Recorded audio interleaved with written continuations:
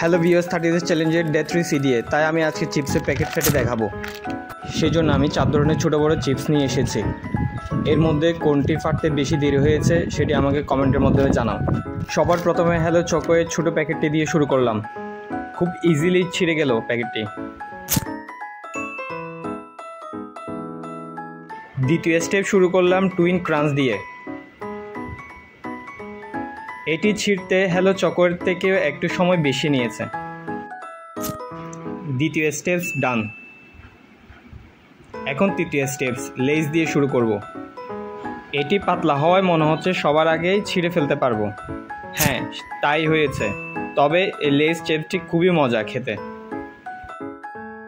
4 স্টেপসে ring চিপসটিকে সবার আগে ফাটাতে আমার চ্যানেলে সাবস্ক্রাইব করুন।